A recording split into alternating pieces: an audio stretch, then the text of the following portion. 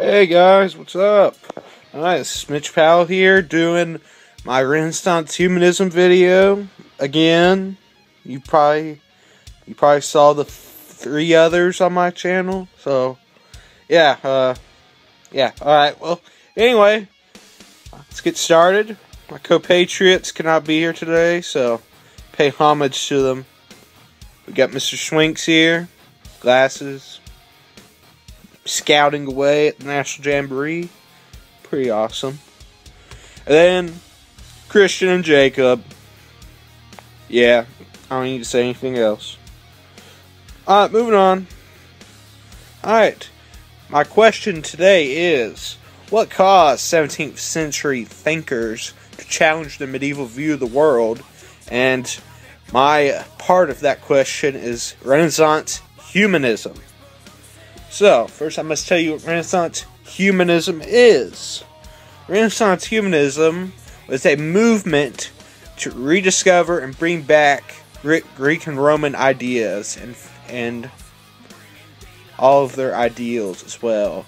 Like the perfect body, architecture, literature, lots of literature mainly, mathematics, art, etc. So, Renaissance humanism was especially predominant in Italy because they had close proximity to ancient Roman archaeological sites, so they could discover this stuff very easily. All they had to do was walk out to their backyard. Super easy, guys. Super easy. And so, to get started off, we may as well talk about the father of humanists. Petrarch. Here we go, guys. Petrarch. Petrarch was the father of humanists, most people call him. He started the humanist movement in Italy. Sorry, guys, I'm stuttering. In Italy, and is often credited for coining the term Dark Ages to refer to time after the collapse of Rome, and etc. So, yeah. This dude's pretty important, guys. He just rediscovered Cicero's letters, ancient Roman guy, and so he pretty much started all of this stuff that's going on in the Renaissance humanist movement. They can thank this guy right here. And now, let's talk about the people who helped the humanists, because they couldn't do this all by themselves. They had to have some money. So they had to have patrons, and probably one of the best patrons is Lorenzo de' Medici. He got his, I should say, thing for supporting humanists and artists from his father and grandfather. His grandfather was Cosimo de' Medici, who was a humanist himself, and so he got his thing for donating to humanists from them. And he ruled the city of Florence, the epicenter of the Italian Renaissance, and a great humanist center. He also had many great artists were there during his time. Leonardo da Vinci, I'm sure Michelangelo stopped by, you know. And so now to the epicenter of the Italian Renaissance, Florence.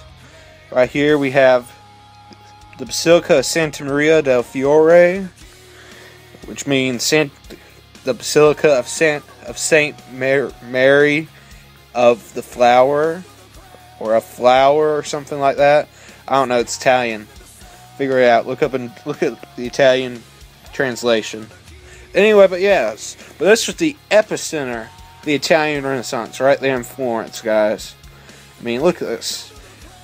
We can see Greco-Roman architecture, domes, arches, etc. Just everything they were looking for, they could find here. So, and now finally, to probably the best example of humanists, what they wanted, the School of Athens. Renaissance art. Now this depicts the humanists' greatest, let's say, the greatest people they looked up to. We got Aristotle, Plato.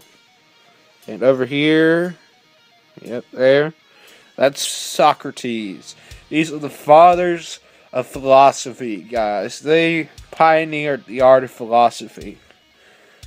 And so these are the people who they looked up to. Even though some of their things they said that were wrong, they still looked up to them because they figured it was better than what they knew, which was true in some cases.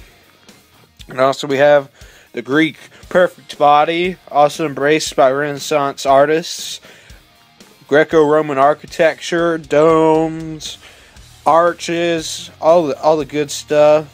And we also even have Alexander the Great here, founder of Alexander the Great's empire, and the guy who kickstarted Hellenistic culture, which was another culture they looked to for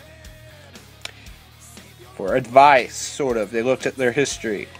Because Europe had been a culturally stagnant area for about 1,000 years, as a matter of fact. They had cultural amnesia. They had forgotten their Greek and Roman ancestors and all their great deeds. And so they had to rediscover this during the Renaissance. And this is what sort of kickstarted the Renaissance, was the rediscovery of all these ideals. And there were people who just did this for a living. They looked this up and tried to do stuff with it. And so this is what humanists wanted right here. Now, let's go answer the main question, guys. What caused 17th century thinkers to reconsider the medieval view of the world? Or to challenge the medieval view of the world, sorry. Anyway, what caused them was the discovery of the Greek and Roman pieces of art, literature, etc. Because they realized that they had been very stagnant for several hundred years. And that what they had back then, knowledge-wise, was better than what they had now, with their church and other worldly based opinions and stuff. Like, they thought their whole life was to try and reach heaven, and now they realize that they can look toward more secular things and still get to heaven. I mean, you know. Well, anyway, guys, hope you enjoyed this video, and sayonara.